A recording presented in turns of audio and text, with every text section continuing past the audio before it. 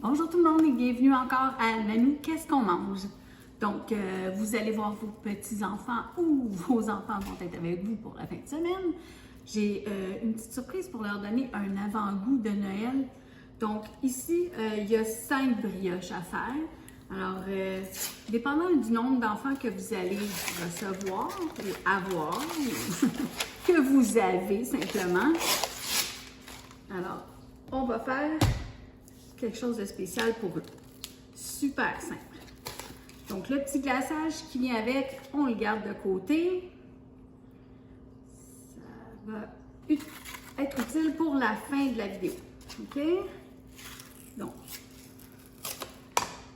comme on est deux, nous, ici, ce matin, je vais faire 2 brioches. Donc, je vais en utiliser 2. Les 2 autres, je vais bien les ranger au frigo. Alors, j'en prends une à la fois. Il faut qu'elle se décolle par contre. Hein? Elle était bien froide. Alors, je la déroule. Pas compliqué. Et je vais former du mieux que je peux. Encore là, hein, on fait comme on est capable. Et c'est pour faire plaisir à nos petits amours. Donc, c'est fait avec amour. Oh, je l'ai déchiré, mais c'est pas grave. Je vais faire son petit pied. Alors, comme ça, je vais la coller. Je vais bien l'apaiser ensemble. Donc, j'ai pris, dans le fond, j'ai pris la pâte comme ça. Et j'ai tenté de faire un sapin. Alors, on essaie de coller un peu la pâte ensemble. Et on fait un petit sapin. Tout. Voilà. Donc, je vais en faire un deuxième, parce que là, mon conjoint est ici. Donc, vive le télétravail. Je vais pouvoir lui faire goûter. Donc, on fait comme un zigzag. C'est pas compliqué. Il ne faut pas que ça soit compliqué. Et puis, je vais garder le petit frisottis comme tantôt, qui est tombé tout seul. Là. Je vais le garder pour... je vais me décaler un petit peu de l'autre.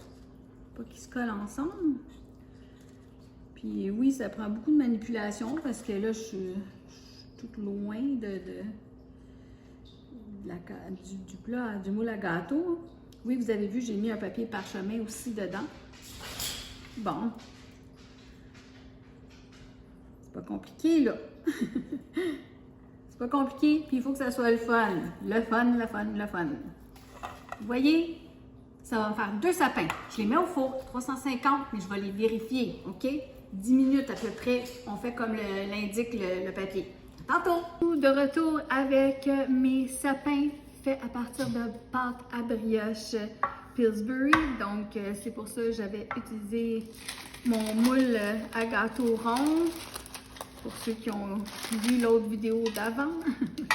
Donc, je vais tasser ça et là, je vais m'apprêter à les glacer. Je vais mettre ça ici 2 petites minutes. Alors, je reprends mon petit glaçage qui vient avec les croissants. J'ai mis un petit peu de colorant vert à l'intérieur, vous voyez. Donc, rapidement, je vais brasser ça avec ma petite cuillère de bébé. Comme ça. Voilà. OK, tasser ça ici 2 petites minutes. Je vais prendre mon petit sapin, mon beau sapin. Comme ça. Et je vais mettre du bon glaçage vert dessus. Voilà. Comme ça. Pas compliqué. Hein, vous voyez? Voilà, on peut en mettre au bout. Ensuite, j'ai des petits bonbons, donc je vais en mettre un petit peu pour le rendre encore plus vert. Puis parce que les enfants aiment ça. J'ai des petites lumières de Noël en forme de bonbons, donc j'ai essayé d'en mettre un peu partout. Voilà, pas trop en mettre.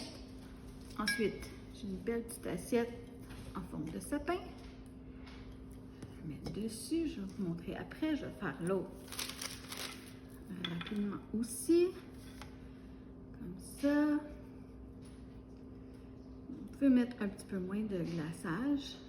On voit un petit peu plus la brioche si on met un peu moins de glaçage. Encore là, c'est pas tous les enfants non plus qui aiment autant de glaçage. Donc, voilà.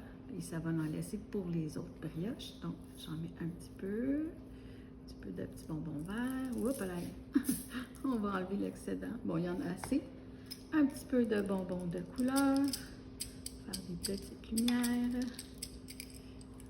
Voilà. Oh, peut-être une jaune en haut. Ça serait plus joli. Comme ça.